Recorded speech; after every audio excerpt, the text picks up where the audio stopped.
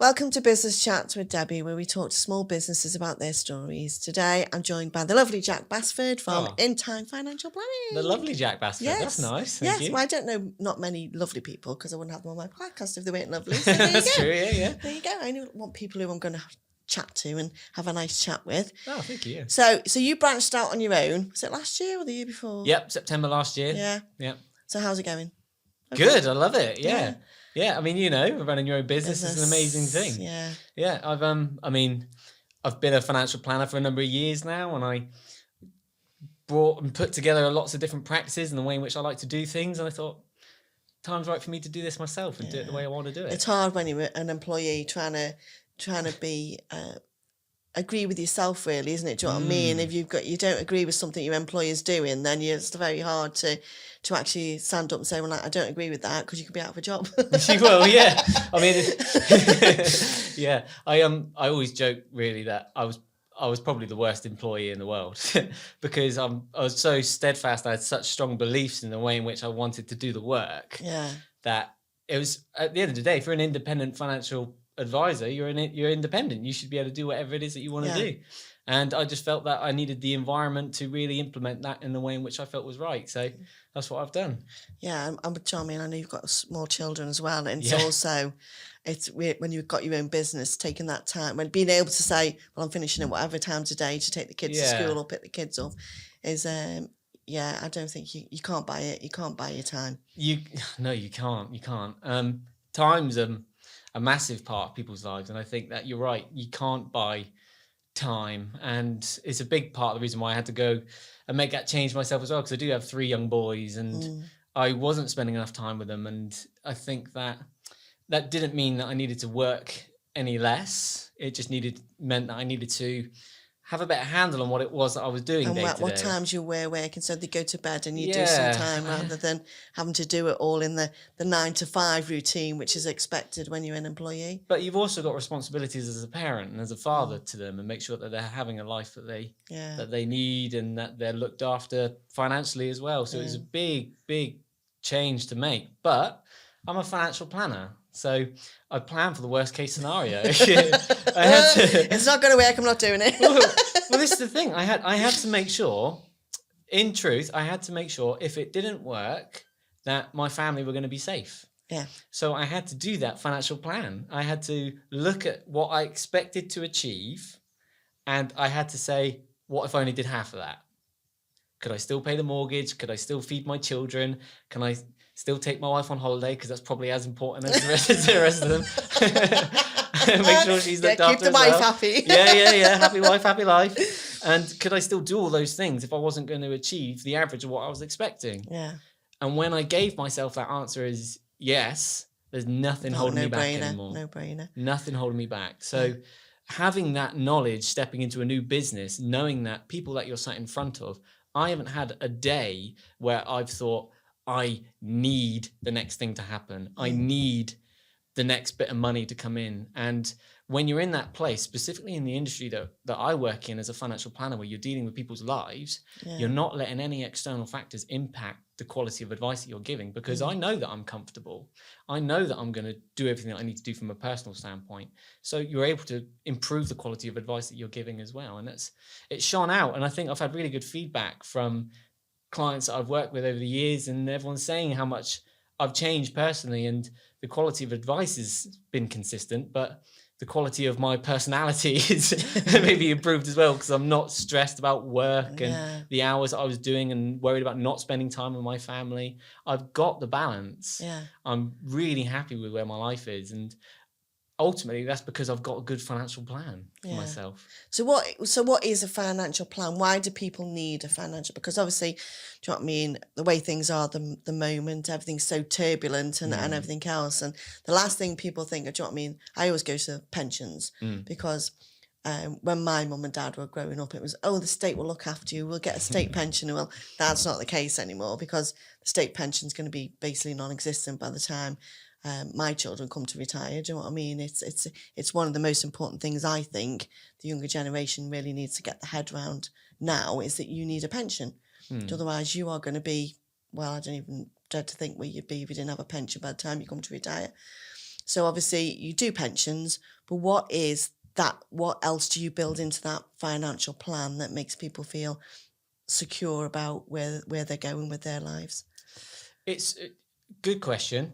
I think it's a financial plan is nothing other than a forecast of, based on what you're currently doing and the decisions you're making today, what's the rest of your financial life going to look like on a screen in charts and things. Are you going to dip down into the red at any point? Are you going to be able to afford to do everything you want to do?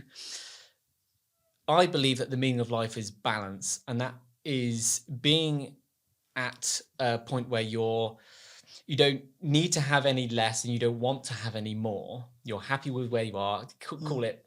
I define myself as liking a 4-star living. I don't like the 5-star, but I do like a little bit more than average. So I know that there's a certain amount that I want during my life, and that's a certain amount of money that needs to get that. So having a financial plan is identifying what that is, and then how is that going to be sustainable for the rest of your life. Yeah. So there's an accumulation phase where you have to build up an amount of wealth that would be capable of withstanding that for the point in which you stop and you start decumulating. Yeah. Because I think the saddest thing that can happen is that you end up at the end of your life having not spent as much as what you could have done. People don't spend when they get older. People don't spend. That's the biggest problem. People don't spend. They don't. And then you've got IHT issues and everything else that comes with it. When they could have had a better quality of life if they knew that money was available to spend as they were going through it. But there's reason why people don't spend money, and there's reason why people do end up in that position, and it's fear. And it's fear of running out of money. Yeah. And I don't have issue at all with people. So if we were to sit down and say, and one of the things I ask first is, do you have any plans for your retirement when you might retire? And people say, oh, well, maybe around state pension age, or usually around when my mortgage ends. And I ask, why? Why do you have that age in mind? And I can accept anyone's answers if they give me the evidence. Yeah. Show me the reason why you think that. Show me the facts and the figures which outline why you have come to that conclusion. If you can't do that for me, well, then I will show you why it could be better, or why your assumptions are maybe too far off track. So it's the financial plan. I want to retire by the time I'm 60, and you go, well, actually, you're not going to have enough money because you've only got enough money to last you till you're 65. Maybe it's not a good idea. Yeah, exactly that. To be honest, in fairness, very rarely do you actually have to deliver that bad news. People are much more pessimistic than you realise. But there are studies out there which show sort of younger generations. So there's a study released by the Institute of Fiscal Studies a few months ago which said that the working population in the private sector, 90% of people under the age of 40 are going to be living in poverty in retirement. And that's shocking, and that's because 75% of those people are subscribed to auto enrollment. But what those figures are still saying there is that even if you're maximizing your state pension credits, even if you're in the normal minimum standards of auto enrollment, you're not going to have a good standard of living in retirement. And every financial advisor out there will say it. All the 25,000 of us that are out there in the country say it till you're blue in the face. But people don't do anything unless you show them. And you can only show them if you have a financial plan, and you show them this is what's going to happen if you don't do anything. And do you know what I mean? My staff, they're obviously, we've got to do auto enrollment to comply with the law, but they're both in the Nest pension. What I've done is I've got an advisor in to set up a pension plan for them each, and I pay an additional amount into that pension plan. There you go. So they're getting an additional payment every month. Do you know what I mean? They got a pay rise, but they also got a payment into the pension because Nest pension's not the greatest out there because it's not a managed fund. So I said to him, but I spoke to this pension guy, and he went, well, you don't really want to pull them out the Nest because then you've got auto enrollment issues and everything. I'll just keep it as it is, and I'll just set another fund up, and I'll pay so much a month into that as well.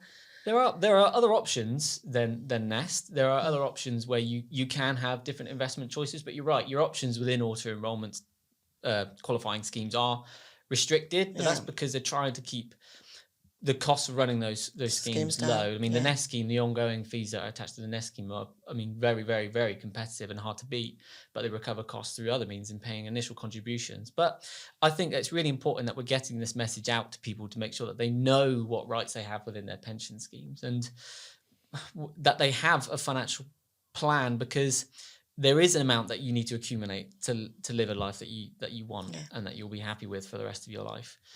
And pensions are just simply the most tax efficient way to do it. And the sooner you know it, how much you're going to need, the sooner you can start thinking, well, hang on a minute, I need to be putting a bit more into my pension every month, or I need to start a pension. Yeah. But then again, they're not the be all and end all either. It's if I, for instance, I sat down with a client only this week, and they want to be retired by the time they're 50.